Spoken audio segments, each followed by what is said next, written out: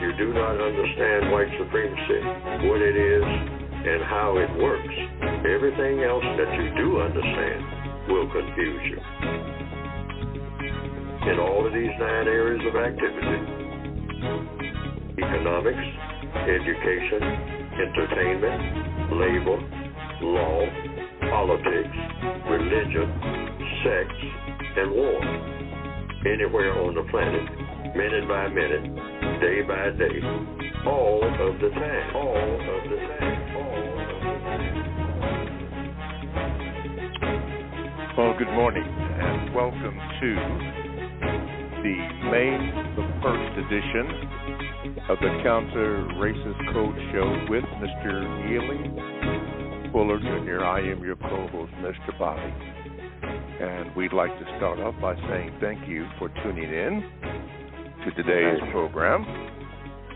And we're very glad to have you do that. To be a participant in today's show, you know the numbers, but I'll give them to you anyway. 516-453-9921. And the routine is you press the number 1 button if you have a question or a comment, and you will get in line. And then when I call you, get ready or be ready. If you're a first-time caller, you call the same number and make sure that you tell the call screener that you are a first-time caller and give them your name. And I will properly give you an introduction, and you will be heard. Okay. You can also contact me if you don't want to speak on the air by Gmail. That is at the numeral 7, Mr. Bobby, BOBBY, at gmail.com. You can do that. And lastly, you can join the chat room by going to blogtalkradio.com. Make sure that you click on where it says Programs At, and then you can click on where the Produced Justice program is there, and you click that, and then the chat room is available to you. Now, do not use the chat room to ask me to ask Mr. Fuller a question, because it's not going to happen that way. That's what the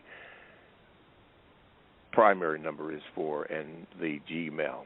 So make sure that you do that. Now, for those of you who missed it or forgot about it, even for those who heard it, Mr. Fuller was on the Carl Nelson Show last Wednesday. I did hear it, and I was glad that I did. But it's up on the website at producejustice.com. So if you missed it and you want to hear it, we have it on the website. Which also reminds me that the book that Mr. Fuller will be discussing is also at producejustice.com. I was on there looking at a couple things, and you can get the book in the concept called the United Kingdom and also Canada. Distribution is doing good, so make sure you do that. And somebody down in South Africa is doing a wonderful job and spreading it down there. I don't know if that's Brother Sloan or Lingizi, but it seems to be doing pretty well as far as I could tell. So this is worldwide. It must be doing pretty well, because it seems like for the last 4 weeks, let me knock on wood, not really, the usual suspects seem to be interrupting the program or trying to interrupt the program. A lot of stuff goes on behind the scenes that I don't even mention that what they do, but occasionally they try to mess it up, but we still go head on. I'd like to thank you last week for your response to a few questions.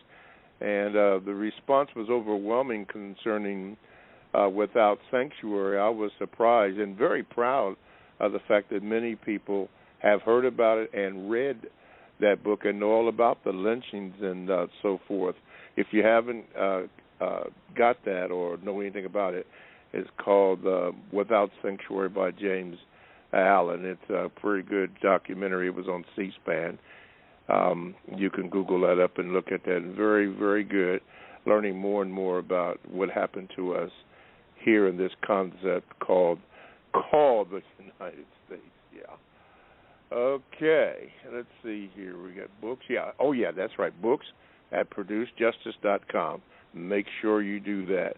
And other books that Mr. Fuller may reference, make sure that you do that. Okay, well, here goes my screen again. Okay, all righty. Let's see here.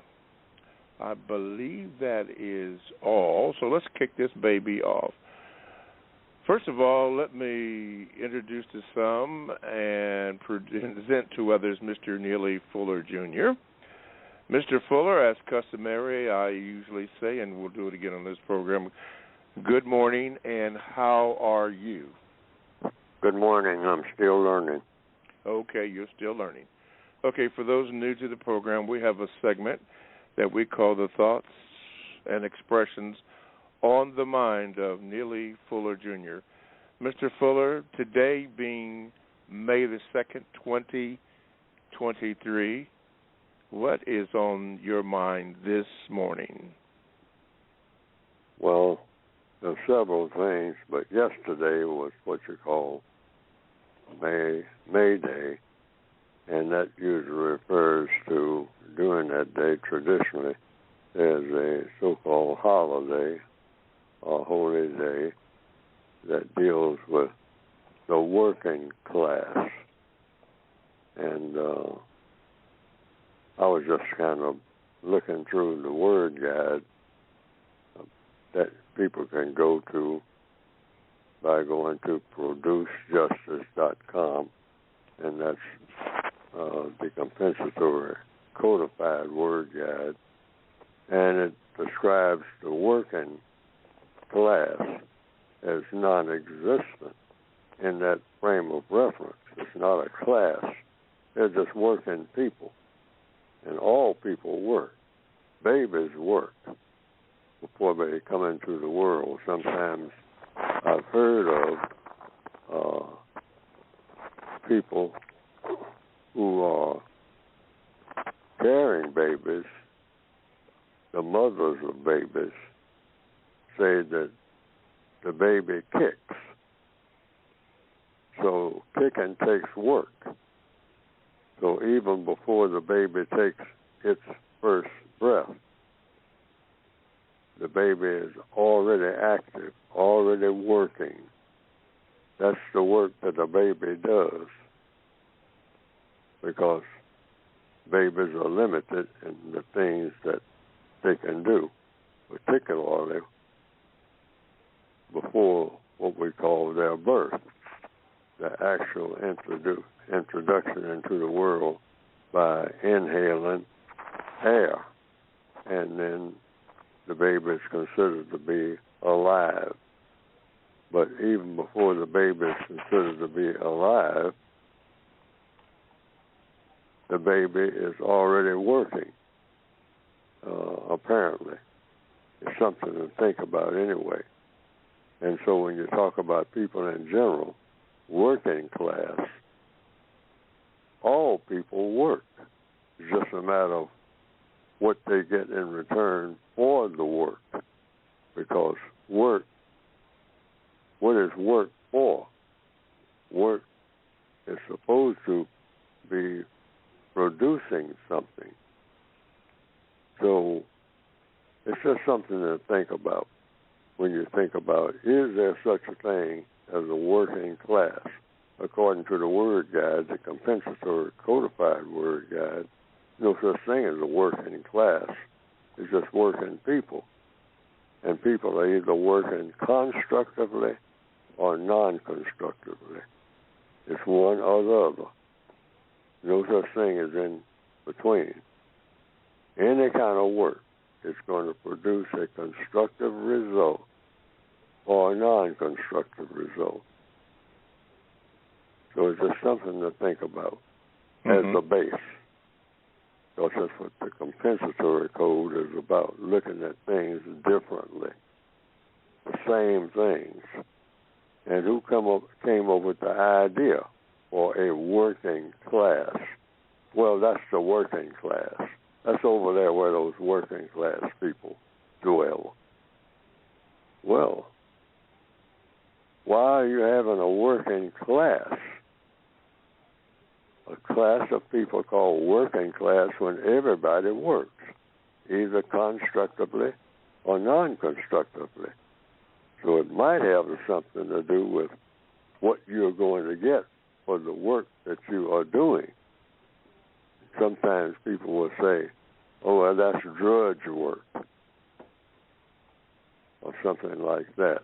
Mm-hmm. Dr. Martin Luther King was talking about he was going to help the workers in Memphis, Tennessee.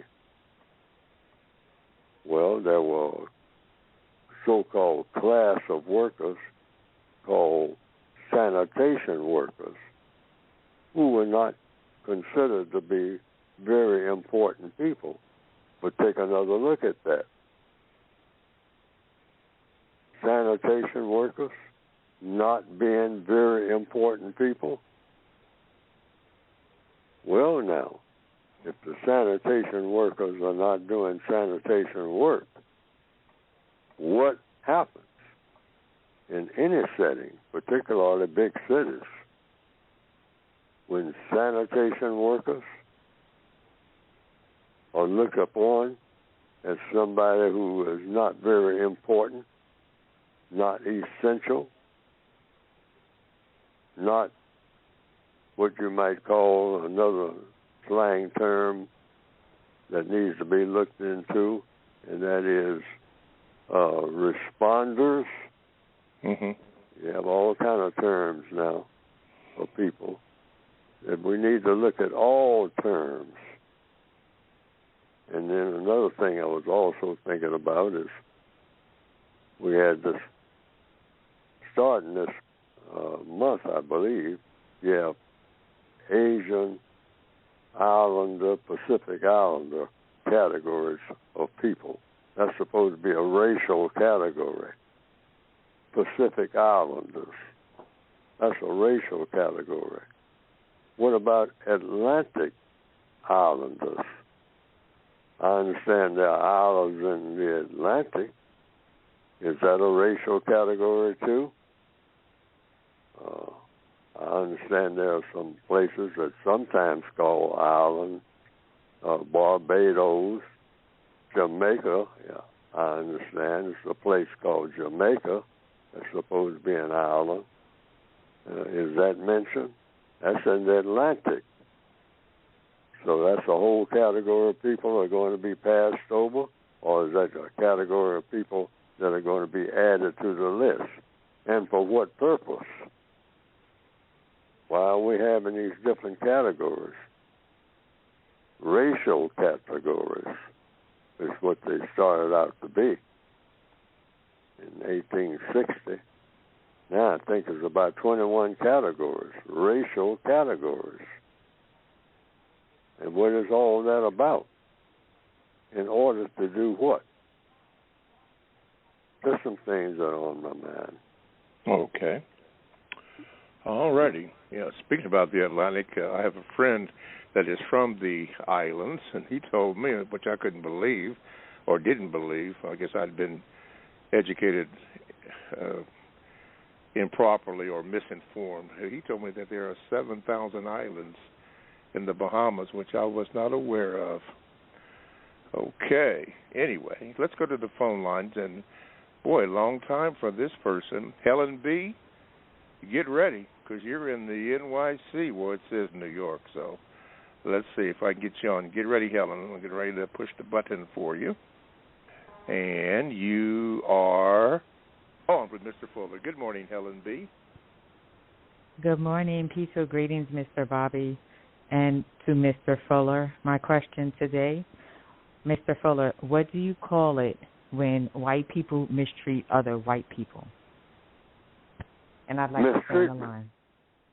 Mistreatment. That's, you know, and that's what has to be gotten rid of, according to the code, of all people. No one.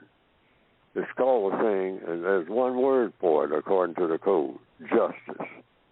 Justice means guaranteeing that no person anywhere on the planet, anytime, is mistreated.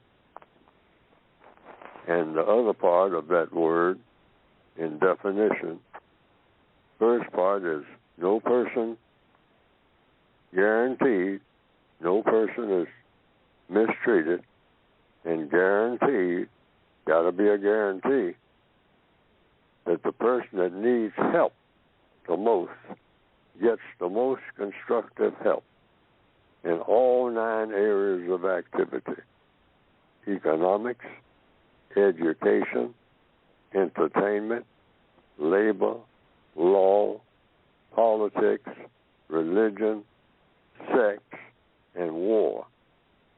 You need constructive help in all of those areas of activity. And if you're not getting constructive help, you're being mistreated when that constructive help is available. You look around and see who needs the most. And in order for that person not to be mistreated, we're talking about the individual person. Because if you mistreat anybody, things are out of order. Everything is out of order. No one is supposed to be mistreated at any time. So if a white person mistreats another white person, or a white person or a black person mistreats a white person, you don't have justice. Not supposed to be any mistreatment of anybody at any time, anywhere on the planet. Now, there are those who say that's impossible. Well, so a lot of things have been said to be impossible. Going to the moon was impossible. And a lot of people say that the race problem cannot be solved. That's impossible. Well, any problem that people make, people can solve it. Mm-hmm. That's the theory anyway. That's the compensatory theory. Yes, sir. Okay. All right, Helen B., I don't know what happened. Looks like you got disconnected, but you call back and get a call screen the situation. We'll put you back on so you can hear the program. Gmail from CJ says this, gives a VGQ and then a question. He says, Mr. Fuller, I think the smartest people on the planet who understand white supremacy, what it is and how it works, are interested in solving the problem, have not done so because they are presently outnumbered by the white supremacists in number and in degree of global influence. That's my best assessment I have at this time. Now, the question for you, Mr. Fuller, is this: is the system of white supremacy weakened when white supremacists have conflict between each other in any of the areas of human activity? If not, what protects them from the consequences of conflict? Thank you, CJ. They protect themselves. The system of white supremacy is set up, and this is what we just finished talking about mistreatment. White supremacy is about mistreating people on the basis of color. That's what white supremacy is. That's what it's dedicated to. And what is the mistreatment for? What do the white supremacists get out of mistreating people based on the color of the people, the color of the skin? They get fun, they get glory, and they get material comfort. And that's difficult for people to want to give up, because all creatures want those three things. Not only people, but bears want it, alligators want it, wildebeest want it, lions, tigers, flies, bats. They want what? They all want fun. You see squirrels chasing each other. They're not mad at each other. They're just having fun. I watch them sometimes in the park. That's what they're doing. And they want glory.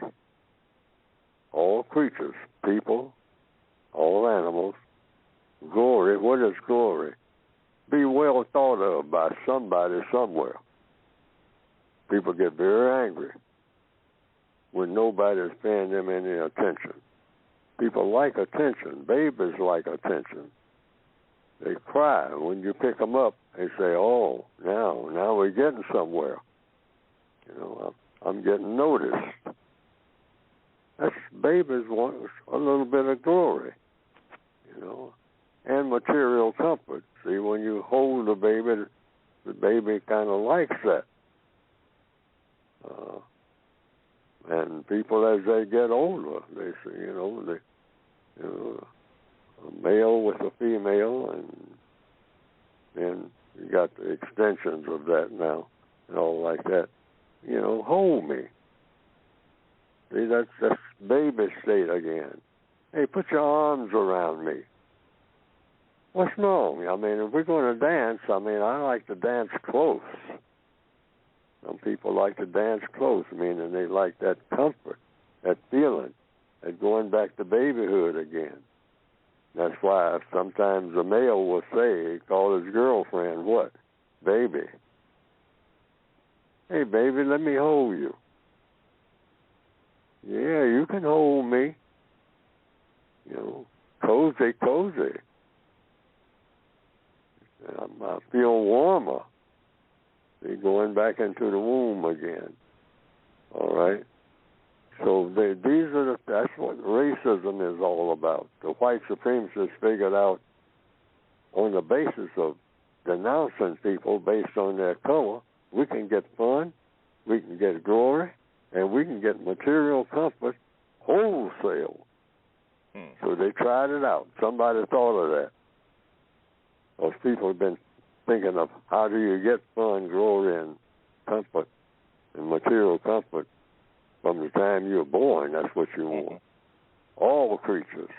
But the white supremacists figured out one way to get it that would be more powerful than any other way of getting those three things ever thought of in history. But it's a form of mistreatment. You can get the same result without mistreating people, and that's called justice. But you have to work a little harder. You have to do a little more thinking. But when they thought about racism, whoever thought it up, that became the most powerful idea, philosophy, the most powerful government that the world has ever seen. It's just as evil as it can be. But it's still the most powerful government on planet Earth that anybody has been able to come up with. All righty. Question from the Gmail. Let's see, Mr. Rudolph wrote this. Hello, Mr. Fuller. I want to know if it's against the code for non-white people to date white people, irrespective of religion.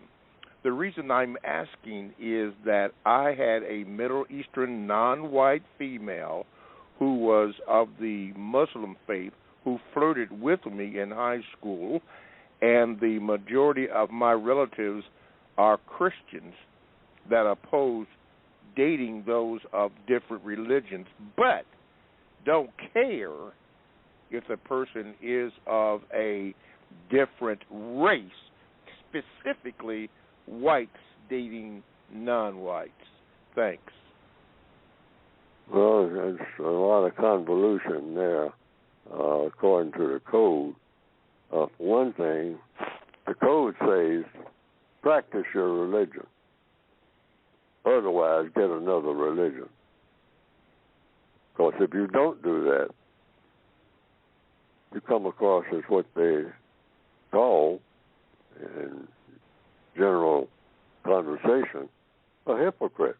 That's what I've been told when it comes to any religion. If you don't practice your religion, you're a hypocrite.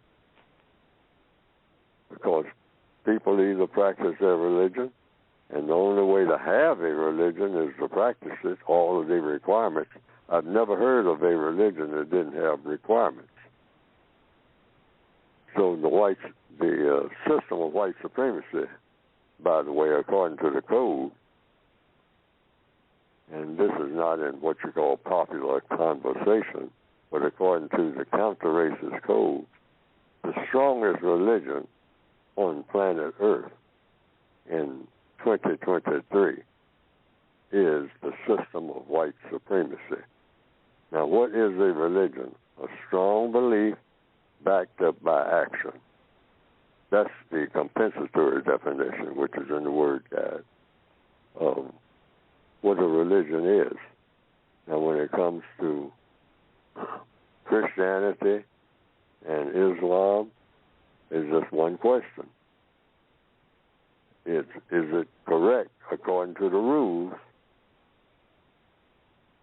and according to what they say that the religion of Islam requires and the religion of Christianity requires? If the laws of the religion are that a person who is following the laws of Islam cannot marry or have sexual intercourse or do whatever those laws require. When it comes to other religions, and the same thing applies, if it applies, the different segments, and there are a lot of segments, I understand, in Christianity. You just look at what your religion requires. And either you're going to practice your religion or you're not. It's very simple. What does it require? If you don't know, you ask whomever the leaders of the religion, or say that they're the leaders, or the experts, or whatever the holy books. So can you do that? Can you have sex with someone of this other religious faith? Either you can or you can't. And if you can't, you got a decision to make. Either you're going to practice your religion or you're not. And if you're not, you have to let people know that. Otherwise, you have what? The one thing you definitely don't want when it comes to religion, or anything else, really. And that is the C word, confusion. Okay. All righty. Okay. Let me see here. All right. Confusion is deadly. Deadly. Okay. Tell you what we're going to do. We got Abracadabra coming up on sex. No, go ahead and you can play the music. Cue the music. But we're going to take a little station break, and then we're going to get Corey and Darnell and Victor, and of course Abracadabra has a question about sex. All that and more coming up next on the Counter Racist Code Show with Mr. Neely Fuller. And you are listening to the Counter Racist Code Show with Mr. Neely Fuller Jr., and we thank you for listening. And to be a participant in today's show, you know the numbers, but I'll give them to you anyway. It's 516-453-9921. And when you get that number, be sure to press the number 1 button so that if you do have a question, that you can be heard. And if you have a VGQ, you can also give that one. You can also contact me via Gmail. All you have to do is just put in this number, the numero 7, Mr. Bobby, BOBBY, at gmail.com. You can do that. And lastly, you can join the chat room by going to blogtalkradio.com. When you do that, you want to click on where it says the program menu, and then get programs, and then click on the Produce Justice Show, and then you can enter into the chat room. And I'm very proud of my chatters because they not only do they follow the code, but they happen to deal with people who are not really interested in the code, and I'm not going to call any names, but they handle that with class and dignity, particularly last week, and they know who those people are that do that kind of stuff. In fact, they try to interfere with today's program as we go on with the show, but we just go ahead on anyway.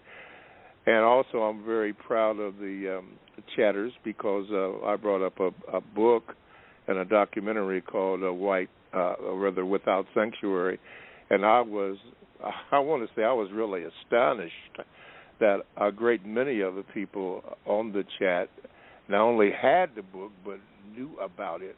I was shocked in a good way, because we do need to know about our history. So thank you, chatters. Very, very proud of you. Not that that really means anything to you, but it meant something to me that you guys knew that.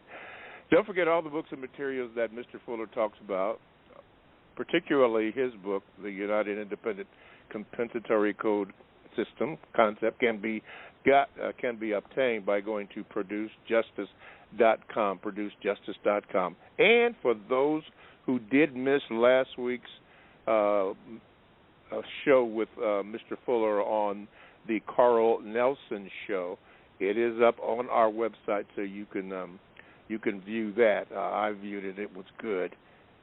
Good. Okay. All righty. Thank you, constructive action items. No promises. I'm laughing. Okay. Yeah. Anyway, that's good. Okay. Let's get back to the program, and let's do this. Corey, old Milwaukee. And I'm not talking about the beer either. Anyway, Corey, you getting ready? Because I'm getting ready to click you in here. Let me get over there. Okay, wait a minute. Okay, Corey, you are... Wait a minute. There we go. You're on, Corey. Good morning. Good morning, Mr. Bobby, and good morning, Mr. Fuller. Can I remain on the line, Mr. Bobby? I'll try to. Somebody got kicked off. I don't know how they did, but, yeah, I'll see what we can do. Go ahead, sir. Okay. Mr. Fuller, I had a question concerning when a member of your family unit, by their choice of using a bad chemical, otherwise known as a drug, ends up in a very bad, unhealthy way, and you know of the person who is continuing to sell the substance, even though you have tried to express to the individual the harm that they are causing by selling these substances,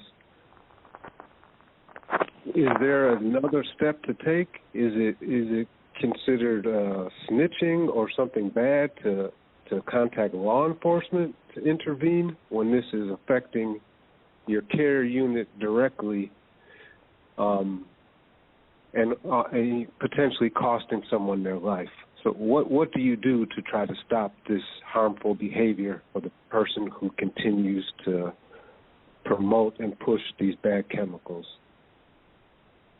You try to find out from whomever can best handle that type of thing, that knows the most about it, whomever those people are, and inform them that there's a situation that needs to be corrected.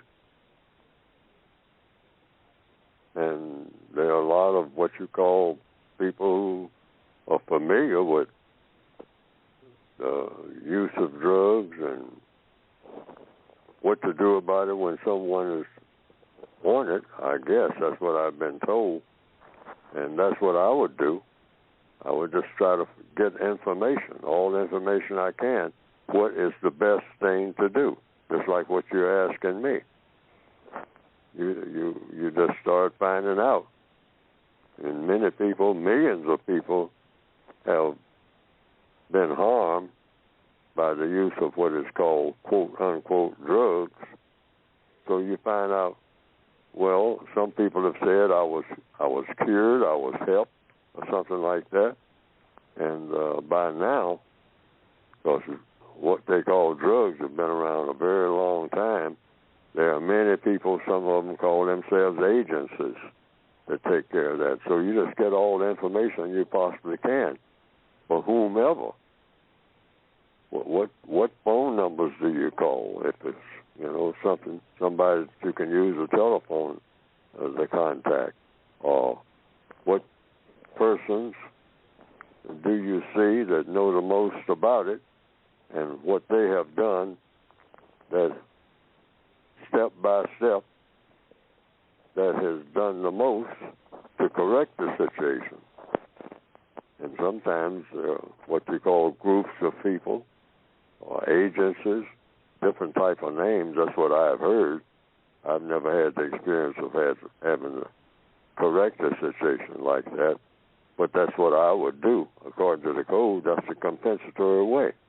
When you find someone who has got a problem, you find out, well, who can best help solve the problem. That's whether it's drugs or changing a tire on a car. That's it. That's all you can do. Mr. Fuller, just one interjection, something I wanted to ask. What about the person who is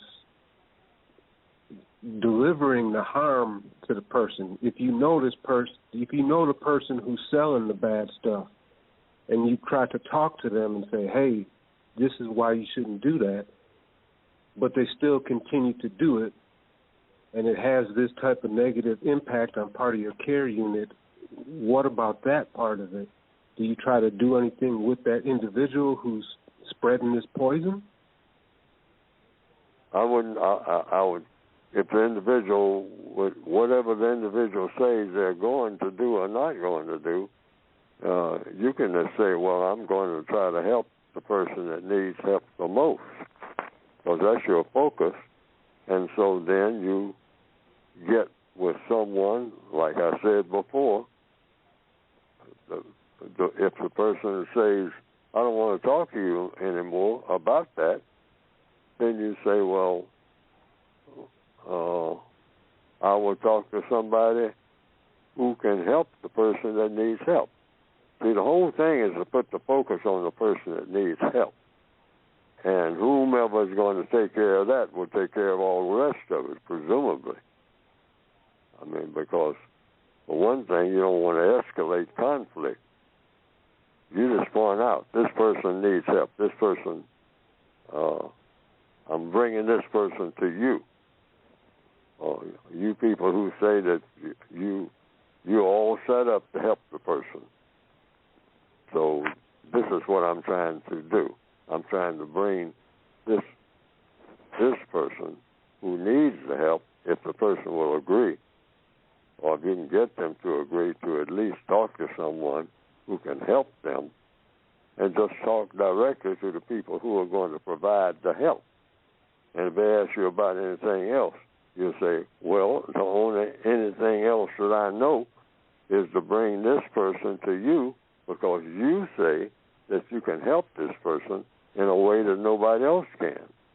And that's what I would do, starting from scratch. I've never had to do that. But if I had to do that this morning under compensatory law, I wouldn't even talk to the person who is providing the drugs. If the person says, there's no point in talking to me, I'm going to continue to do it. Well, then you just talk to somebody else without even mentioning the person who told you that. You just say, I'll bring you the person that needs the help. You all take it from there. That's all you can do. Otherwise, you're going to be escalating conflict. Then it's going to be, most likely, gunfire and all the rest of that. Yes. And then that's you don't need that kind of, that's escalating the conflict. Yes. Otherwise, there's nothing you can do other than that. Yes. There are a lot of people before drugs who are on alcohol. That's what I'm mostly familiar with. Now, I'm familiar with that. And I would just tell the person, you ought to stop drinking. You ought to stop drinking. You're drunk, you're falling down and whatnot. You fell down last Wednesday and almost put your eye out. I mean, whatever, just talk to them as much. Well, I'm going to keep doing it. I like it. Well, I'm going to talk to somebody else about trying to talk to you because you're not listening to me. Mm-hmm. And, maybe you'll listen to somebody else. Well, I ain't going to listen to them either. But you just tell them, you just keep trying until they finally the alcohol gets the best of them. That's what I had to do. Yes, sir. Some of them I just had to, keep talking to them until I was looking at their coffin. Mr. Fuller, in regards to talking to a person, and please correct me if I'm wrong, isn't there a manhunt out for a person who shot and killed 5 people? I believe it was near Houston, because I guess this person had an AR-15 rifle and was shooting it in his yard, and I think a neighbor went over to ask him to stop. Would he please stop that, because a child they were trying to get their baby to sleep, and he went and I guess broke in their house and killed him and 4 other people. Wouldn't that be kind of related to the same thing that you're speaking of? Yes. In other words, anything that you think might escalate the conflict, you back off and try to think of what's the best way to handle it without escalating conflict, without the situation getting worse. Yes. See, the law of compensation says you don't take a terrible situation and make it disastrous as best you can. That's the compensatory way. How can I go about doing this? That's what the caller is asking. And I'm saying I never dealt with the drug thing, but I have dealt with the alcohol thing. Yes, sir. And I just did the best that I could without escalating the conflict. Sometimes the person just withered away and falling down and just drinking until it was nothing anybody could do. Yeah. The doctor would say, there's nothing I can do. The person's liver is shot. It's gone. I mean, the person drinks too much. And the doctor is saying, if you keep drinking, you are going to be dead.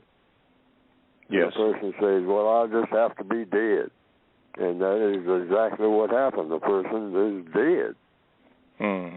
But you did the best you could by trying to persuade people, because that's all you can do. Yes, sir. But if the person gets mad, next time you say something to me about not drinking, I'm going to shoot you. Well, hey, you back off. Say, oh, well, wait a minute. That's making a terrible situation worse. So I don't want to get shot. Okay. All righty. Let's see. Gmail. Abracadabra wrote this. It said, Mr. Fuller, in a past show, one of your listeners asked you if the statement, quote, I bet I can get with her on payday, end of quote, was a correct statement to make. You, Mr. Fuller, replied, no, it's not a suitable statement to make. Mr. Fuller, I'm from South Africa. I'm currently single, but have been making observations. I observed from an acquaintance of mine that his so-called, quote, lady, end of quote, only visited him on payday, and she is missing the entire month. Now, Mr. Fuller, is it correct to say that sort of statement, even if it's the truth? What was that statement? Wait a minute. The statement was, I bet I can get with her on payday.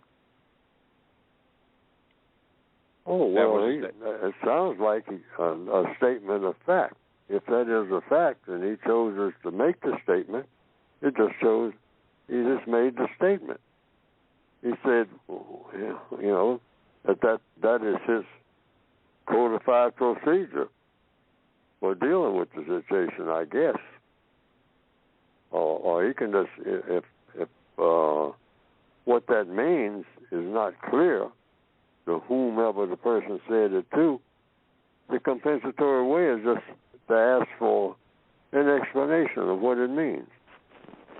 Just like it's being asked of me. I don't know what the person meant. It's the person that made the statement. You can ask that person, what do you mean when you say that?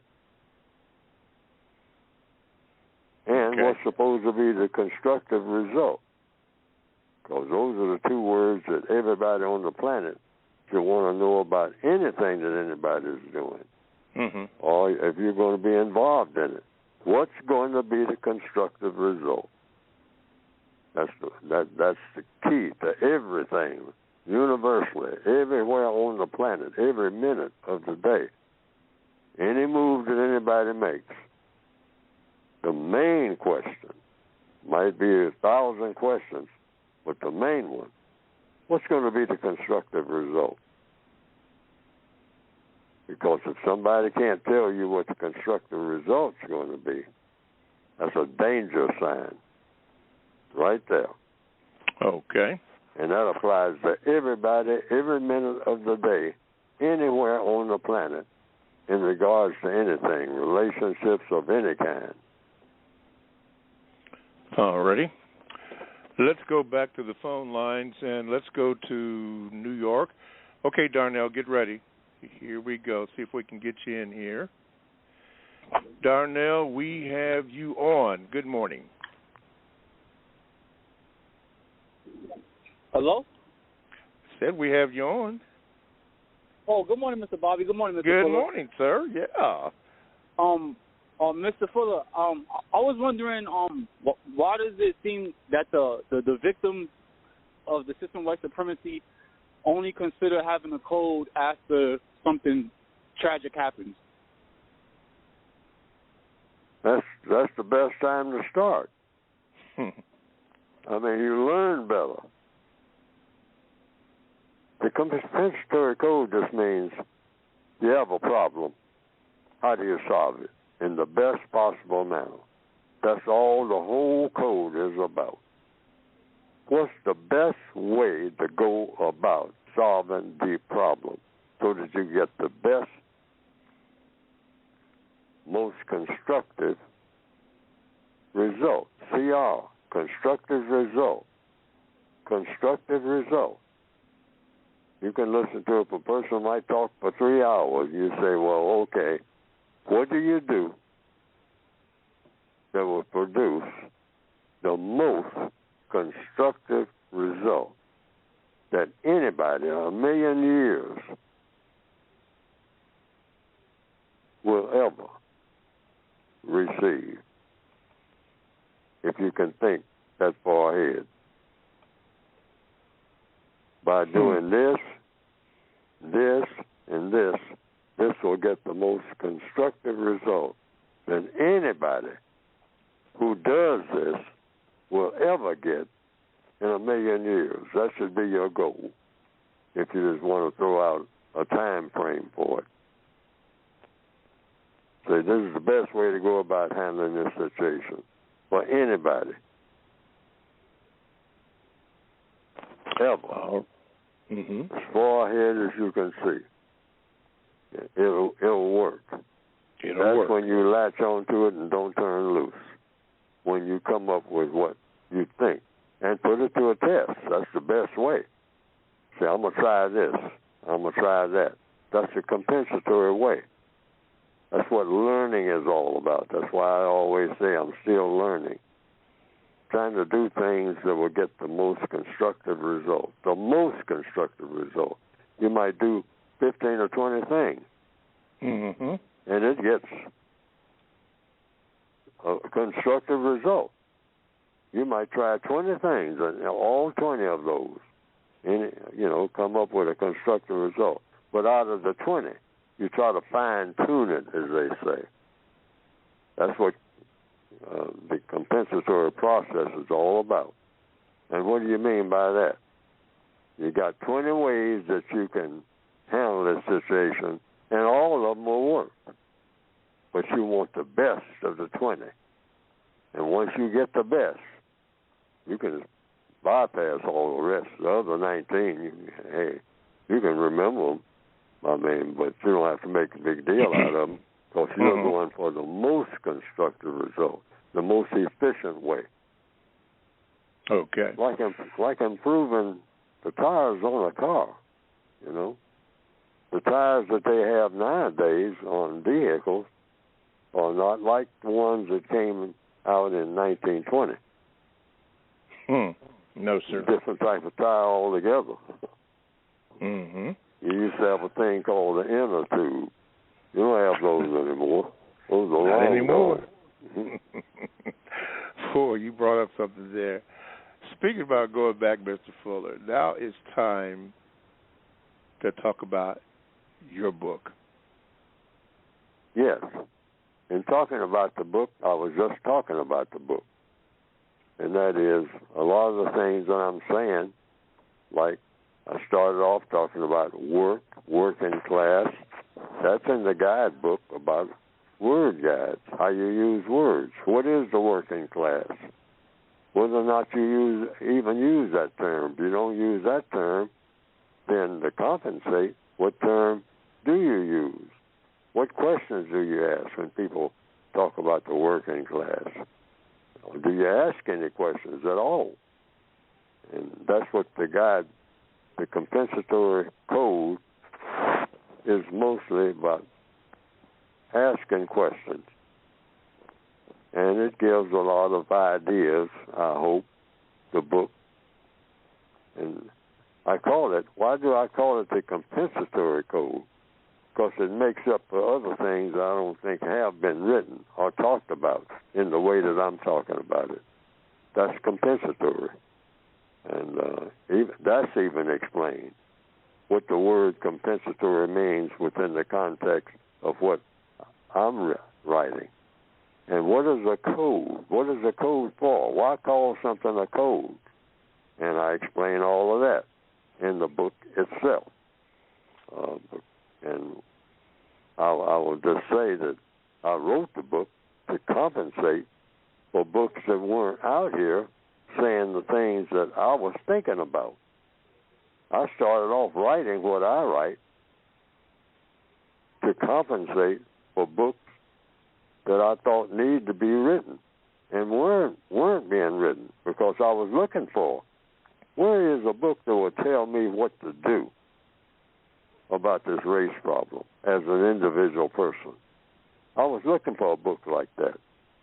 I see a whole lot of books about what happened at this time and at that time, and I like them. I mean, but where is the book that tells me what to do about it? I got a book here that tells me all about what the problem is, and it's 1,000 pages, and I definitely want to know what the problem is, and I definitely like having this book and ain't going to part with it. And I ran across a lot of books that told me about the problem, because it made me understand things. And these books are compensatory, all right? Because they make up for books that I didn't have. And I understood what the problem was, because in order to solve a problem, if there is one, you need some books telling you what the problem is, how the problem came to be, or something like that. You need to know the history, okay? So I read a lot of that. But then I started looking around for the books and say, okay, now, where is the book or the books that will tell me as an individual what to do about the problems and what not to do and what to avoid doing, so that I don't make a lot of mistakes? Are there any books that tell me anything about what to do? And I found a lot of books that sounded like they were telling me this, but they weren't really doing so, because I looked at myself as being, well, I'm really dumb. So the way that these books are worded, I still don't know what to do. I need books that will kind of simplify things. I need some different words or something missing here, because I'm at a loss at knowing what to do in a lot of circumstances. I want people to tell me exactly what to do in every circumstance that comes up. I couldn't find books like that. I understand there's a lot of them out there now. But when I started writing mine, there was nothing that would tell me what to do about anything except organize. There were slogans. but not a whole book. I want details. Organize how? Organize what? I mean, what phone number do I call? Who do I talk to? I got a problem that's got to be solved in the next 15 minutes. Is there anybody that I can talk to that will tell me how to solve that problem in the next 15 minutes? I got a problem. It's got to be solved in the next 15 minutes. I want a book that will tell me what to do about this problem. I can go to in the next 5 minutes, and when the 15 minutes comes, I'm ready. I know exactly the words to use, or if it takes words, or what to do if it's something physical, what place to go. I want something that does that. That's what the code book that I have written is supposed to help a person do. Okay. How to solve your own problem. I mean, there ain't nobody you can talk to or nothing like that. You ain't got time for it. This thing came up in a hurry, and you got to solve it right now. You're on the job right now. You want a book right there in your desk drawer, if you got a desk on that job, that you can take out, look at, go to it under one of the 9 areas of activity, and say, oh, when I go back to that meeting this evening, that union meeting or whatever it is, or I got to go and talk to somebody, the head of the firm that I work for, I got to talk to them personally. What am I going to say about this issue that we're talking about? That's what the textbook that I have written is supposed to be for. In a racial situation, and in a lot of other situations indirectly, because it's all connected. I call it the compensatory code, making up for what's missing. And you can get it by going to producejustice.com and see what you think. Producejustice.com. Okay. Black Tony wanted to know, let's see, wait a minute, right here. Mr. Fuller, why do you think justice would solve all of our problems? Because justice will solve among people. People either make problems or they get rid of problems. And justice, meaning guaranteeing that no person is mistreated. Think about that. Think about what I just said. Guaranteeing that you will not be mistreated. In answer to your question, sir or ma'am or whomever is calling, think about a world in which you and everybody else around you will not be, they got a guarantee, mistreated under any circumstance. And that's number one. Number two, because that's what justice is. Number one, you're not going to be mistreated. Nobody around you is going to be mistreated. Number two, all of the people that you are looking at, none of them are going to need help where they're not getting it. And that includes you. Now, how can it get better than that? That's what you call justice. Martin Luther King said what? Justice, if you don't have it everywhere, you ain't got it nowhere. Because we got it, anybody being mistreated. So when you ask a question about justice, the way it's defined, according to the code book that I have written, I made up that definition. You got a guarantee. You ain't got justice nowhere on this planet or any other planet if somebody's being mistreated. And if the person that needs help the most ain't getting it. Because that's what you got to have, those two things, in order to have justice. Justice does not exist any place on this planet that I ever heard of. And that's not only now. That's in all of the past. Which means that what? What am I saying? That justice in recorded history has never existed among any people. So no people, and these are the kind of words you use. those are kind of synonyms for the word justice. Civilization, it means you have justice. If you got somebody being mistreated, you do not have a civilization, period. According to the way people are supposed to be thinking now in 2023. You can just ask a person that simple question. Is anybody being mistreated? You told me somebody got shot last night. And so the person says, yes. You say, well, you ain't got no civilization where you are. You talking about that place where you came from, the people are very civilized. No, they are not. Somebody got shot. They say, yeah, but it was just one person. I mean, you compare that to all the other people. No. You ain't got no civilization. You need to go back to the blueprint. Start all over again. Somebody got shot, yeah, but it was an accident. Oh, now we're talking. That's something different. It was an accident. That's not mistreatment. Yes. But if somebody shot somebody, you're talking about black civilization, and somebody shot somebody deliberately with the intention of killing them, you do not have a civilization, period. We don't need to discuss nothing else. Okay. Well, we need to discuss this.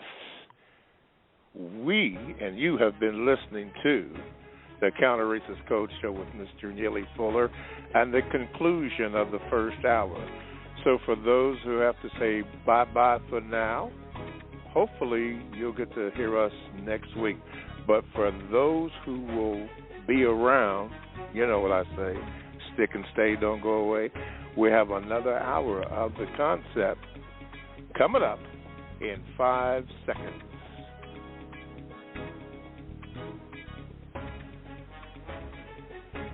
Welcome back to the second hour. You heard me correctly. To the second hour of the Counter Racist Code Show with Mr. Neely Fuller Jr. I am your co-host, Mr. Bobby. We welcome your calls, and you know what to do, but here's the number, 516-453-9921. And be sure when you call that number that you press the number 1 button so that you can ask your question to Mr. Fuller and be clear so that he can have a chance to hear it and answer it. If you're a first-time caller, make sure you tell the call screener that you are, and we have something extra special set up for you, and you will be heard. You can also Gmail me at the numeral 7, Mr. Bobby at BOBBY. When Mr. Bobby, oh man, this is something else here. Usual suspects, you're right, Rita. 7 Mr. Bobby at gmail.com. Make sure you do that, and I will get your Gmail. Now, it may not be read today, but I will get it, and then at a certain point in time, we'll do that. And also, you can join the chat room by getting on, or rather typing in blogtalkradio.com. And when you do that, then you want to make sure that you go to the shows. And then when you do that, the Produce Justice show will come up, a program will come up. You hit that, and then you are eligible to get into the chat room if you would like. We're stumbling over because people in the chat room, for example, are having problems hearing it, going in and out. I'm having problems here. It's been going on for the last, 4 weeks now. And as one of the chat room people said, that Mr. Fuller's work is blowing up now. And I believe the usual suspects always knew about his work, but now they are worried that we are listening. And that is probably true, at least from this observation. But the show must go on, and we will. Again, 516-453-9921 to get in contact with the show. Mr. Fuller was on the Carl Nelson Show last Wednesday. That's up on our website at producejustice.com. You can get that interview. And while you're there, you may want to look at the other programs that have been done. And that's where you also get to hit Mr. Fuller's publications, the United Independent Compensatory Code System Concept. Make sure that you do that. Make sure that you do that. Okay. Let's see here. Let's go to Talif. Talif in the Yo. For those who don't know, the Yo is Youngstown, but they call it the Yo. Go ahead, Talif. Yes, sir, Mr. Bobby, Mr. Fuller. How you guys doing this morning? Yes, sir. Mm-hmm. Okay, Mr. Fuller, real quick. I wanted to get your take on this. I'm pretty sure I already know. I'm going to make it real brief, Mr. Bobby, but I live my life like a business every day. When we grew up, my dad had houses and everything, and I did go in the military, work for the government, but I've always focused on business. I don't do love, family, or friendship. I read something years ago called Modern Money Mechanics that shows how the Federal Reserve works. But one thing I will say that, Mr. Fuller, I get more support from non-melanated people in my business. I'm the last sibling as far as the boys are concerned. I'm the youngest son. I have 9 other siblings. I run a nationwide company. We even ship globally. I get no support hardly from my own people. But what we call the so-called white people, my customers, are more supportive. And I'm wondering if it's that concept. I wasn't born then, but Malcolm X had a speech one time, who taught you to hate yourself? So, Mr. Fuller, I want to ask you that question. Does that apply to, I don't call us black, I call us melanated. Does that apply to our people? And why we don't support each other enough? We spend over $1 trillion a year to this economy every year, yet we own and control nothing. So I don't use the word racism. I say we get treated the way we're treated because we don't own and control anything. And the white folks, white supremacy, know that there's no consequences how they treat us. So, Mr. Fuller, I just want your take is what Malcolm, and I'm not telling you to, say what he thought, 'cause I know what your thing is, so you have to ask that person. But do you think we hate each other enough that we don't even want to support each other, or is that something that we were taught? And I want to listen in, Mr. Bobby, and okay. Yes, this is the yoke. All righty. If I understand the question, and the core of the question is, do black people hate each other? And if so, why? It's because all subject peoples, prisoners of war, look at it like that, since you mentioned something about military. All prisoners fight each other. If you've asked anybody who's been what you call in greater confinement, that's what the code calls it, prisoners, because if you're black on the planet Earth in 2023, you're already in prison, okay? Because you're in a prison called the system of white supremacy, and you're classified as black. So all subject peoples, prisoners, serfs, slaves, fight each other. Why? They're too weak to fight anybody else. So that's a given. They turn on each other. Right now, somebody's plotting against somebody in the other cell block, or in the other cell, or even the cellmate. 2 people in one cell. And they fight. Why do they fight each other? Because they're right there close to each other and they can't stand each other because the situation is the same. People who have a pitiful situation, more than anybody, turn on each other. Why? Because the other person reminds them of their pitiful situation, so they're both pitiful. So all pitiful people have a tendency to fight each other. Then they get exhausted, and they stop. And then as soon as they get a little bit of strength again, or it looks like one is going to do a little better than the other, they start fighting again. It's just something instinctive in people that causes them to do that. And the person who runs the prison, they don't fight them. Why? Because they are weaker than them. That's why. So then they beg for mercy and then go back to their respective cells after they get a good whipping, put in solitary confinement or something like that, punished.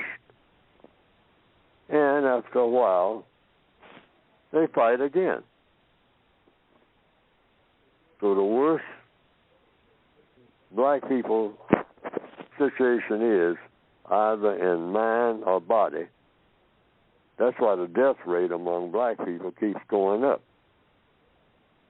particularly black males and a growing number of black females.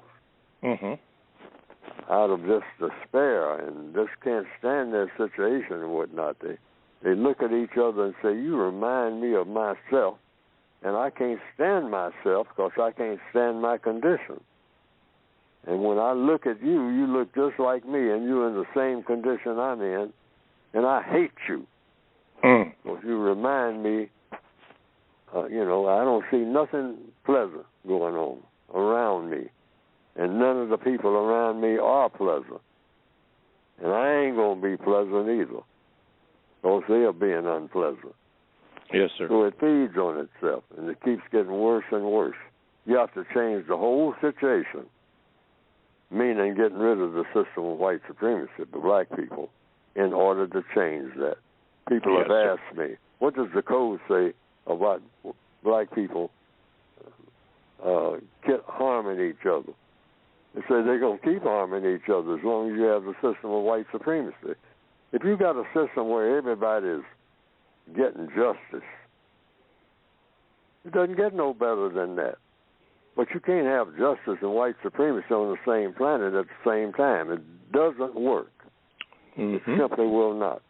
Ever. Okay. All righty. Thank you, Talif. Let's go to Nicole. Nicole, see if we can get you in here. Okay, there we go. Nicole, you're on with Mr. Fuller. Good morning. What is your question? Good morning, Mr. Bobby. Good morning, Mr. Fuller. So I have a comment. Again, I thank Mr. Fuller for the code book because it's deciphering white supremacy, and which leads me to socialism and the prison system of the Dr. Wilson was saying about the white man wanting man to man so they can process of elimination of the black culture. I thank Mr. Fuller because I've been deciphering a lot of information, and I look forward to sharing with him soon.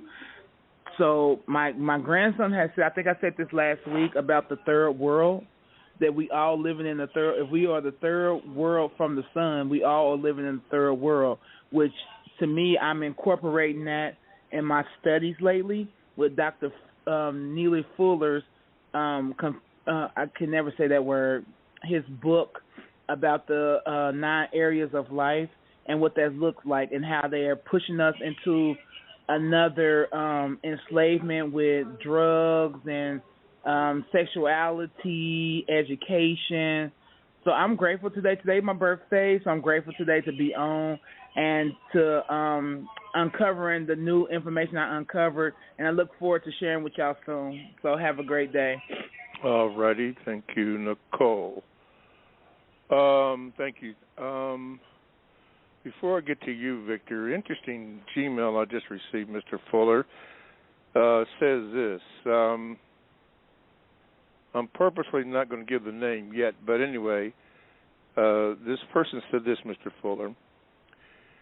Is it constructive to produce artwork and T-shirts that feature quotes from Mr. Fuller, in parentheses, giving credit to Mr. Fuller / producejustice.com on them, end of the parentheses, and seek financial compensation for the products? This can help get the code and the concept of it to more people. Well, if it does that, then if any action that anybody takes anywhere on the planet about anything, do whatever gets the most constructive result. But do it with the understanding that everybody knows what is being done and by whom. And that's in anything, because that's a part of being constructive. Everybody knows who's doing what and why. That's a part of the production of justice itself and correctness and all the things that make for, here again, those two words, constructive results. But everybody's supposed to be aware of what is constructive and what is not. That's so that fewer mistakes are made and you have a smooth operation every minute of every day with everybody, everywhere on planet Earth or in the known universe. The main thing is, will it produce a constructive result, whatever the proposal is, and go about doing it in the most constructive manner. Mm-hmm. And everybody is supposed to be a part of it. There's no such thing as anybody left out. Left out of what? Nothing to be left out of constructive results. It's always inclusive. Yes, sir. Everybody's in on it in order to get what? The most, if you want to add a modifier to it, you got constructive results. Most constructive results. Most constructive results, it just keeps getting more. Yeah, if it doesn't, never moves in another direction. It just keeps getting, as we say, use another word, better and better and better. It's more. What you do today is more constructive than what you did yesterday. Mm-hmm. Okay. That's the whole. But in answer to the question, everybody is supposed to know what the other person is doing so that it's done in such a manner that nobody misunderstands. Because misunderstanding causes what? Confusion. That C word, confusion. Mm-hmm. And confusion is always deadly. Nobody's ever supposed to be confused about anything. Ever. That ain't supposed to happen. Okay. All righty. Thank you, Mr. Fuller. Let's go to Victor in Canada. Get ready, Victor. Let's see here. Get you on here. Okay, Victor, you're on with Mr. Fuller. Good morning. Oh, good morning, Mr. Bobby, Mr. Fuller. Mr. Bobby, can you keep me on the line? I will do my best. Thank you, sir. Mr. Fuller, when talking to white people about racism and their counter-racism, what is the best way to ask them questions? Because, some people seem to think that racism is about hating people, but it's more about telling people what to do, and then they have to do it. Like non-white people have to do things when white people tell them to do it because of the power relations. Recently, I have added something to the code just in the last few weeks that I didn't have in the book, said in the manner in which it's being said. And that is, when you talk to white people, because people have been asking me, about this business about who are the smartest people on the planet. So I'll just raise the question. And the question was, and I presented it last week or the week before then, but anyhow, the question is, and this is something that everybody can do as a part of the code, when you talk to white people about race, racism, or counter-racism, ask this question. Or if you're talking to black people, because this is what you call an argument settler, this question. And it's the two parts to the same question. But you answer the first part, get that answer first, and then the second part. That's the codified procedure. And so the question is, who are the smartest people in the known universe? By name. I'm going to be very specific now. Since for some time now I've been talking about smartest people, and that's been very controversial and added to a lot of the confusion, too, in my own opinion. And that's very unhealthy. So let's just settle this once and for all. Who are the smartest people here in the year 2023? Who are the smartest people in the known universe? And why haven't the smartest people in the known universe, why haven't they solved the race problem? That's a two-part question. One question in two parts. Who are the smartest people? Get that straight first. You got to get before you move any further. Who are the smartest people? Because I've been saying that the white supremacists are the smartest people. But that's not the best approach, the best codified approach. That gets to be too controversial. So I put it in the form of a question, because a question always works. Who are the smartest people in the known universe? All of them, the very smartest. When it comes to anything, they know it all. Or at least we think they do. Who are the smartest people in the known universe? Get that down first. That's the first thing we're going to have to find out. Have them step forward. Everybody else be quiet. We just want the smartest people in the universe to come down the aisle and take the mic. Everybody else say they got something to say. Well, we're not looking for nobody else just to say something, just to be heard. No. This is crunch time. This is graduation time. No. Who are the smartest people in the known universe? Have them come down and take the mic and take their seats. Nothing but the smartest. Now, the next question to these smartest people. Why haven't you smartest people solved the race problem? And everybody be quiet and listen for the answer. And I'm saying that to the entire world right now. In answer to this question of how do you talk to white people?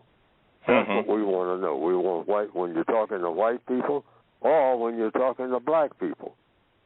Here in the year 2023, that's the first question you should ask at the next meeting you go to. Who are the smartest people in this room? And why haven't you solved the race problem? Just right here in this room. Ask, hey, everybody wants to talk. Okay. They want to talk about what? Well, I'm going to show you all how smart I am. Okay. Oh, okay. You want to show us how smart you are? Step forward, whomever you are. No, we're not going to shout you down and start talking about you ain't smart and all like that. No, okay. Hey, that's what we're looking for. Everybody got an opinion. Smart people, people who are not so smart, people who think they're smart but not smart, and people who really are smart and smart. We're going to take care of that this morning. We want the smartest people to step forward. We're going to find out how smart they are. Why haven't you solved the race problem? See, that second question, that's the dynamite question. Why haven't, sir, ma'am, be polite, no shouting matches or nothing like that. Why haven't you solved the race problem? You're the smartest person in the universe. Well, you say you are. I mean, you elbowed everybody else out of the way and grabbed the mic. All right. You got it. It's all on you now. why haven't you solved the race problem? And we'll just sit, everybody shut up and sit down and listen and get the pencil and pad, because we're going to write down your answer. We're not going to argue about your answer at all. The code says that. Don't argue about the answers that you get. Just be ready with the next question. Just be ready. But that's the first question. Why haven't you? That's an answer to the caller's question. When you talk to white people, are you one of the smartest people in the world, ma'am or sir? You want to get that straight first. And if you are, why haven't you solved the race problem?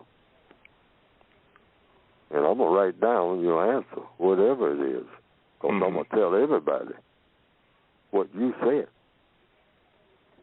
Okay. All righty. Let's go to a Gmail. Delamini, if I pronounced it right, which I probably didn't, wrote this. A few years back, I heard American actor Jim Carrey mention the term, quote, Mandela effect, end of quote. It was my first time hearing that, which made me think and observe how much the world knows about our condition as black people in the concept of the Republic of South Africa.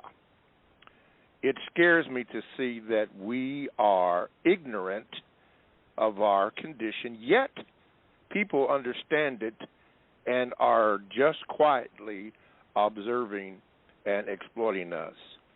It's an extension of the system of white supremacy. South Africans aren't any special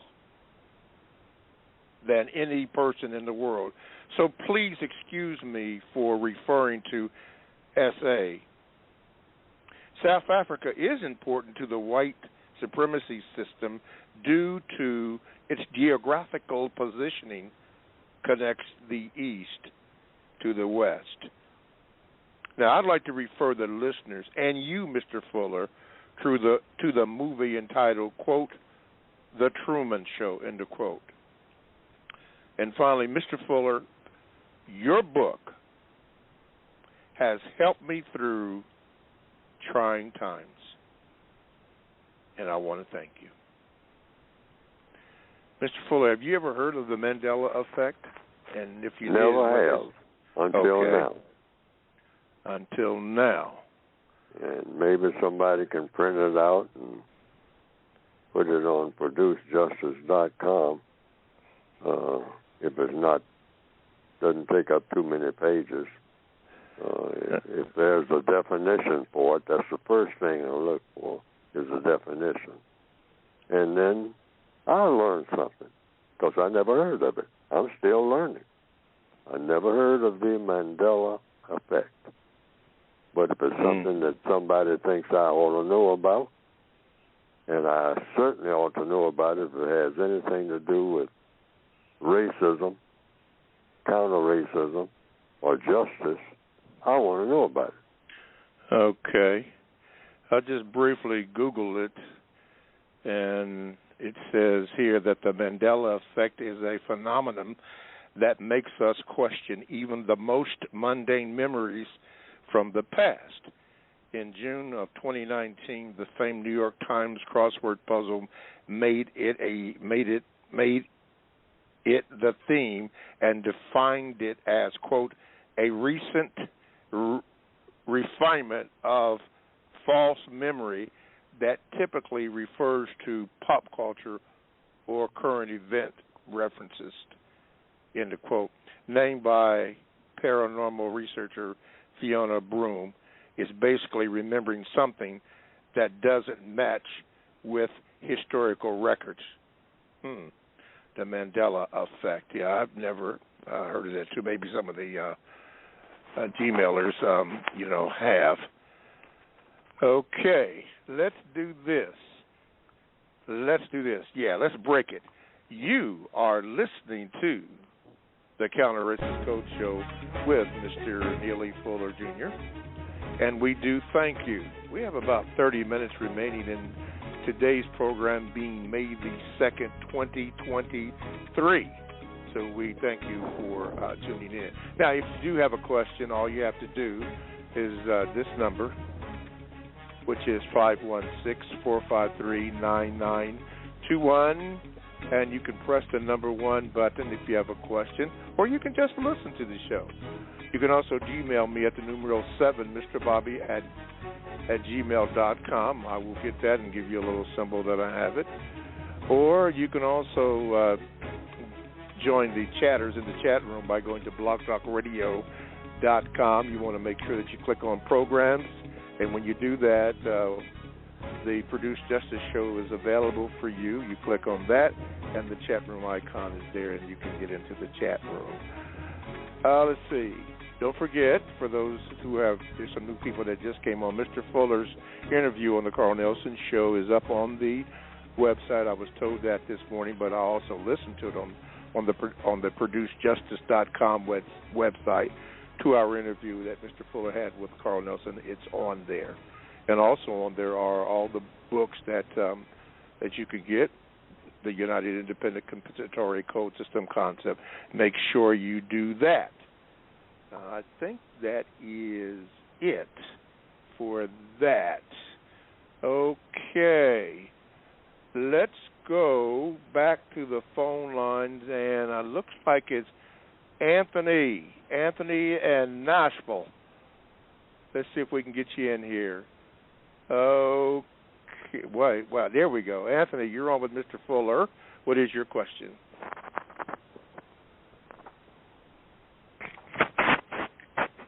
Yes, can you hear me? Yes, please. Yes, Mr. Fuller, I was just wanting to ask you a question as far as capitalism. Now, I've ran across a lot of suspected white supremacists, and pretty much when I asked them about questions concerning justice and making sure everybody gets the most constructive help, I noticed that they pretty much didn't have no regard for it whatsoever. Their main focus was what was best for pretty much the city that they were in. So I just want to ask you a question as far as capitalism that we've been a part of. Just want to know how could producing justice exist in capitalism? Well, first of all, we have to know what the person is saying. Now, that's in the code book, and particularly the word guide. It's in there somewhere under the letter C, capitalism. Well, first of all, if a person mentions capitalism, this is the codified procedure. Anytime anybody uses a word, have that person explain what the word means. That's every word. Don't let one word slip past you when someone is talking, particularly when they're talking about something that people do, because if it's something that relates to people, it's not a thing or an animal. So the first thing you want to know is, and because everybody has a different definition, maybe, but you only find that out by doing what? Asking questions. Because the code says all problems are solved, all problems are solved through the process of what? Questions and answers. So I'm being asked a question now. And the question is, first of all, capitalism. What is it? I've never even, I'm just explaining in answer to the question, I've never known for sure what a person is talking about when they use the word capitalism or communism or socialism. You want to include two more. I call it the big three sometimes of what, in people's discussions, sometimes within context. Capitalism, communism, socialism. Even to this day, I've heard those words like forever. But when I start asking for details, what does a capitalist do in every area of activity? Economics, education, entertainment, labor, law, politics, religion, sex, and war. What does a socialist do in all those areas of activity? And what does a communist do in all of these areas of activity? Somebody explained to me once that talking about communism, because usually when a person talks about capitalism, somewhere along the line they'll mention something about socialism or communism. So I asked about what is communism years ago. And after about a 2-hour discussion, I said, simplify it for me. They said, okay, Fuller, I'm going to simplify it for you, because it seems like you're having problems with it being too complicated the way I'm saying it. Communism means everybody have a whole lot of nothing. I say, oh, that's the definition for communism. Everybody has a whole lot of nothing. I say, that's the definition. If you're going to say, yeah, for people simple-minded like you, Fuller, I'm laying it out just that way. I'm making it as simple as I possibly can. Okay, so that's what I listened to. And then I said, okay, so what is capitalism? They say, everybody has plenty of everything. And then my answer to that was, after I thought about it, I said, well, somebody's been trying to make a communist out of me all of my existence. Have a whole lot of nothing. I said, yeah, I can understand how anybody will be against communism. Everybody has, everybody now, you're not leaving nobody out, everybody has a whole lot of nothing. I said, I ain't never known no situation where everybody had a whole lot of nothing. Somebody got something. All right? So when I went that route, and that's the way to go with this thing, simplify your words to start with. What is capitalism? And I want it simplified. I don't want it with a whole lot of stilted language about dialectic materialism. All you're doing is just throwing words out there. That's what I've always heard. So what you want is simplification of language. I mean, so that you understand exactly what the person is saying. And don't turn loose until you do. I mean, the other person might say, well, they're getting tired of talking. Because I found out that people will talk when they're talking about capitalism, communism, and socialism. And they will talk for days. And when you walk away, you will not have learned anything. That's been my experience. Because even to this day, I don't know what capitalism is, I don't know what communism is, and I don't know what socialism is. To this day. And I have been to every type of seminar on it that you can think of. But I heard a whole lot of words, thousands of them. Dialectic materialism. Well, what does that mean on a daily basis? Does that mean scrambled eggs or what? Does that mean you have a barn or what? Does that mean that you have a sore foot? What are you talking about? Well, under socialism, how do you know when you're under socialism and you're under communism?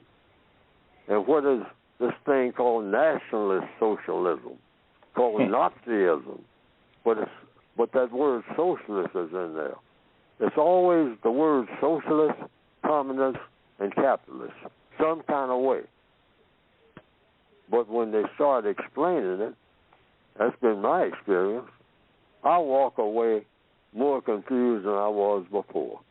That's correct. Yes, sir. All righty. Confusion. So what Thank you want is an explanation in detail. Mm-hmm. Yes. And how do you get it? How do you get an explanation for anything? Keep asking questions. Now, I've asked questions, these questions about capitalism. I say, what it looks like to me, that there's three ways to be a capitalist from what you're saying. Now, you can correct me if it's not. And you can do the same thing, the person who is asking this question now of me.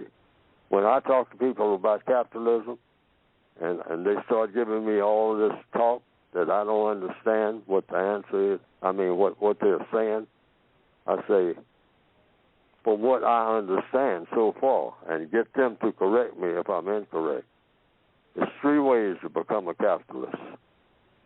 Mm-hmm. You invent something or provide something for somebody that person that you provided for or invented for, they want it or they need it. And they'll give you something that you want. And that's how you get capital. You get something that you want. I say, now, the other way is robbing and stealing. Talking about ways of getting capital now. Mm-hmm. And the third way is begging. Begging. The way I understand it. And I'm putting that out there right now for the whole world. So they'll have it straight about coming from Fuller. It's three ways to have capital, the way I understand it. And it's not but three. If anybody comes up with a fourth way, I want to know what it is. Okay. Because I've been asking this for years. I haven't had no takers at all. Everybody goes silent. But I say there are three ways. You produce something, invent something that people want or need, and they give you what you want in order for them to get what they want. And then the second way, and the biggest way, robbing and stealing. Okay? And then the third way is begging. Is begging. All righty. Let's see, Mr. Fuller, let me ask you this question here. I just got this one here. Since the Creator had created a universe with balance, in order to achieve that, this person wrote that you can't have justice unless there is injustice, polar opposite. Otherwise, can't tell the difference. Both of them seem to be necessary to balance each other. What do you think about that statement? I heard that statement made, I read that statement back in the 1940s. Okay. A statement that you can't have justice without injustice. Okay. I say in the code book, according to what definitions people were using, that's true. But when I came up with I didn't like any of the definitions that I saw in every dictionary I looked at or encyclopedia. And I came up with a compensatory definition, guaranteeing that no person is mistreated. Number one. Number two, part of the same definition, guaranteeing that the person that needs help the most gets the most constructive help. If you don't have those two elements, you don't have justice. Now, that's different from any definition that you will find in any dictionary anywhere so far as to the best of my knowledge.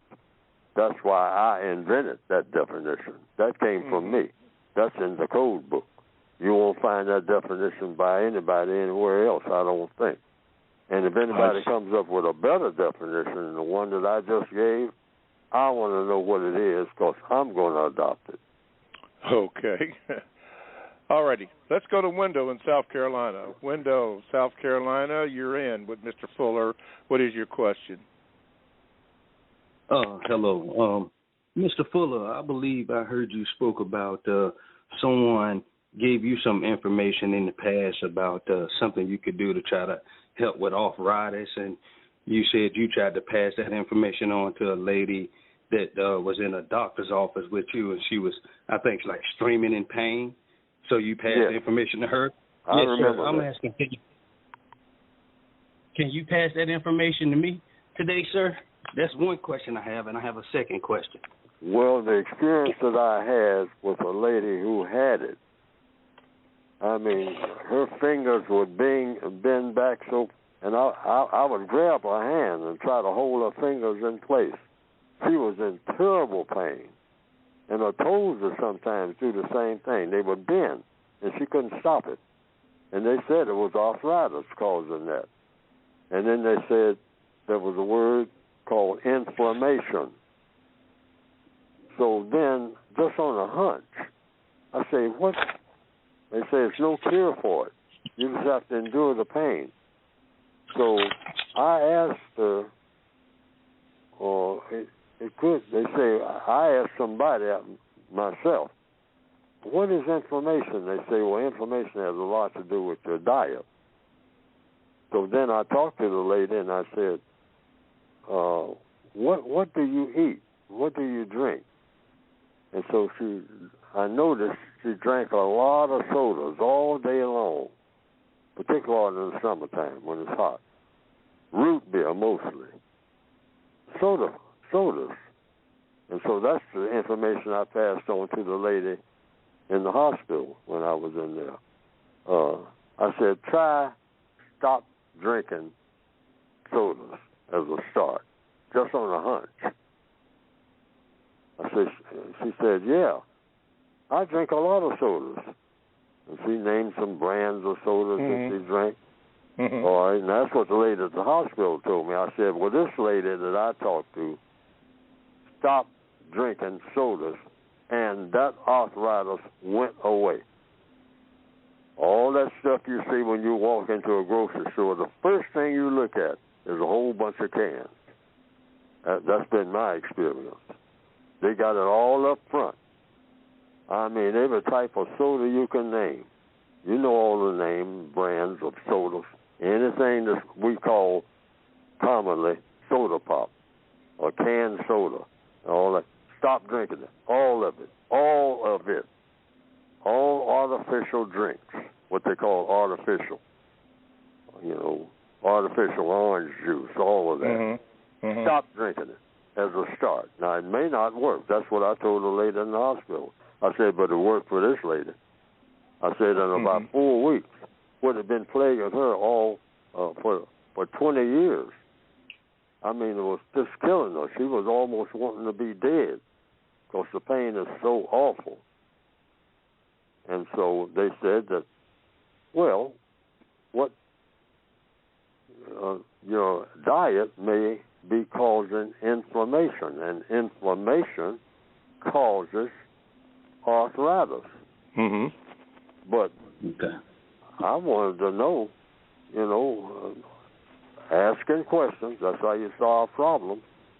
Well, what do people do? I mean, that some people got it and some people, I know I don't have it, because I don't drink sodas.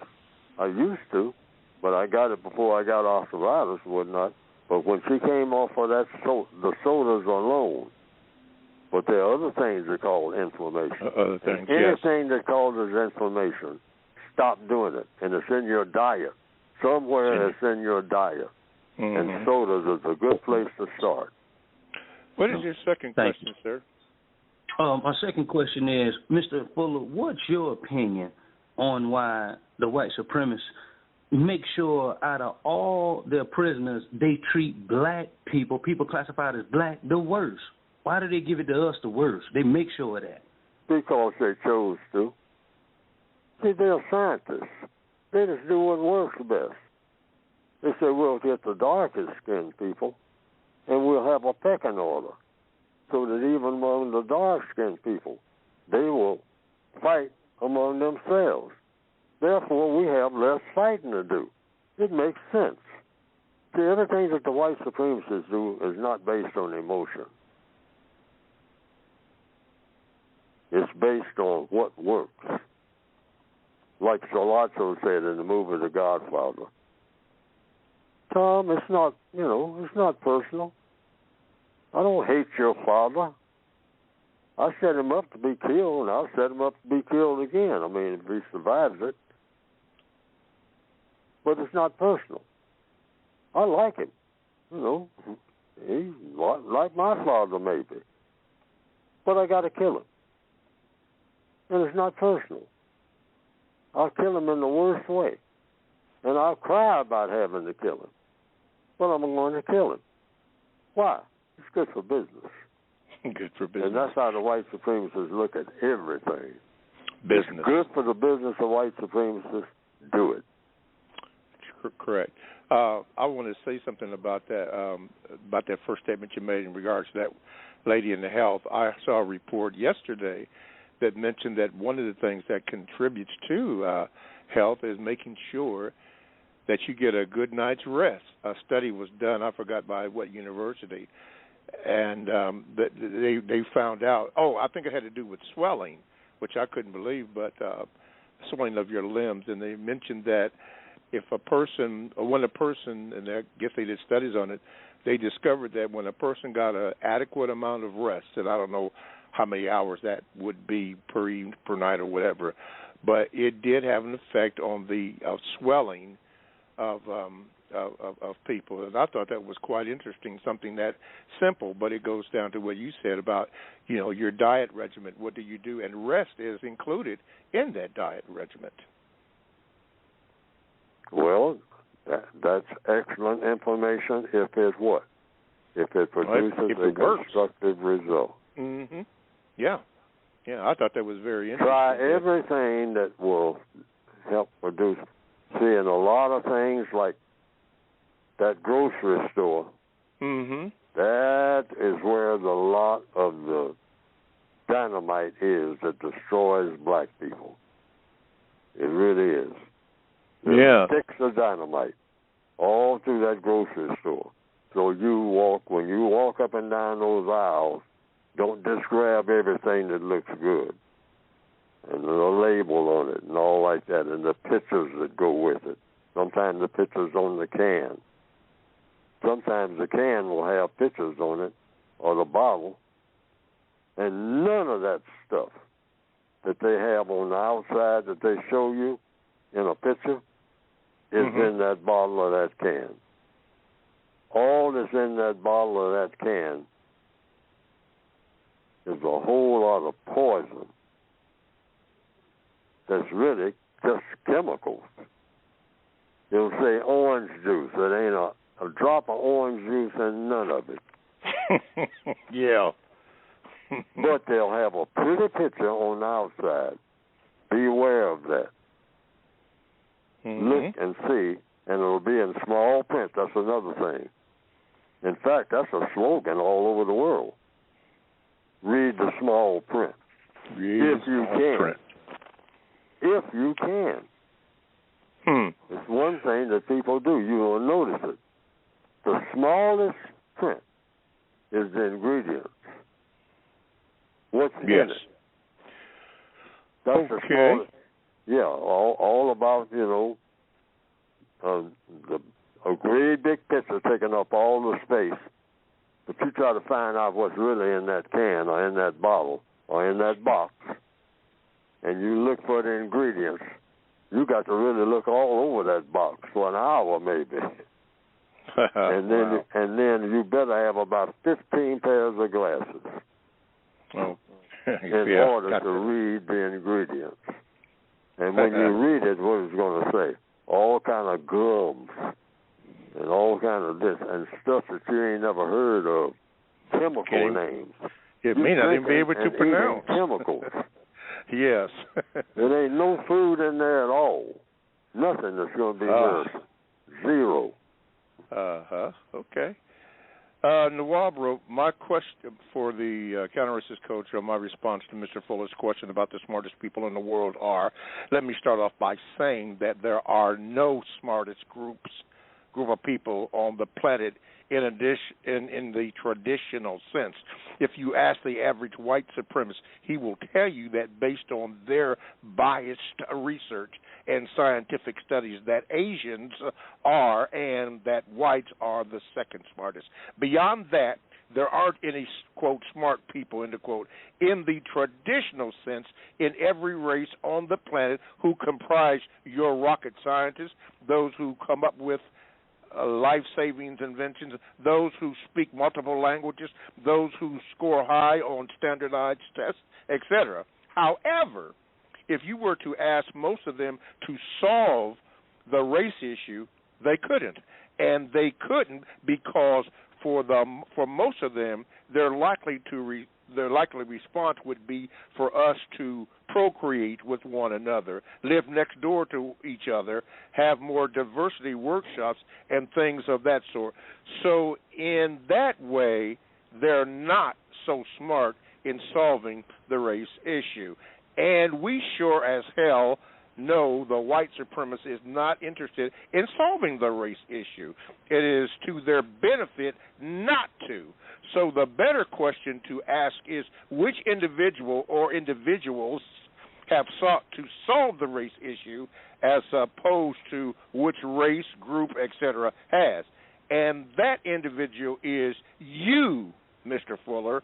You are the only person most of us know of, and if we were really being honest, the only person in this country and one of the few on the planet who has diligently sought to solve the race issue with your textbook and numerous appearances over the decades on radio programs such as this. I know you're not here to pat yourself on the back and you despise the praise, but it is not praise as much as it is the truth, whether you choose to accept it or not. I ask the audience in the chat or on the phone lines to tell me or any of the rest of us who has actively sought to solve the race issue outside Mr. Fuller in the modern era. So now that question has been answered. I hope you, Mr. Fuller, and any regular callers here never ask that question again because I've solved it. I've solved it because the proof and the evidence shows that no group or groups of individuals, no matter how intelligent, have sought to really solve the race issue. And the only person who really has is you, Mr. Fuller, without a college degree and who believes you've written the best poorly written textbook. This is from Brother J, Mr. Fuller. Now, that comes under VGQ. Yes. And so that's the person's opinion. But the evidence shows no one. See, I'm talking about the evidence. I'm flattered, but the evidence shows no one has solved the race problem, or we wouldn't be having this conversation, including Neely Fuller having this program. No one has solved the race problem. The race problem isn't solved until it's solved. Not talking about preparing to solve it or the best way to go about solving it, because we don't know the best way. Okay. We don't even know that we're preparing it. According to what? Truth. Don't turn loose to the truth.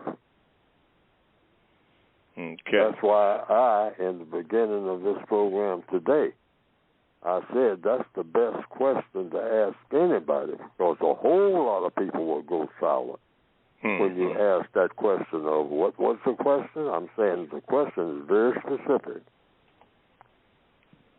Who are the smartest people in the known universe or persons? Might not be talking about groups. or person. Who's the smartest person on the planet right now in 2023? The smartest person on the planet. Everybody else shut up and let the smartest person on the planet do the talking. Okay. First find out that person's name. Or if you want a group, get that group together who are the smartest. Everybody agrees these are the smartest. Nobody, anytime you ask them anything, they got the answer. Okay? Well, that's how you prove how smart you are. Okay? And then ask that question. Okay. We got to leave it there, Mr. Fuller, because the time has expired. But thank you, Mr. Fuller. Thank you, callers. Thank you, chatters. Thank you all. We'll try to do better next week on the program. Thank you for calling in. Thank you for listening. ProduceJustice.com for the book, The United Independent Compensatory Code System Concept. Thank you, Mr. Fuller. Everybody have a good week.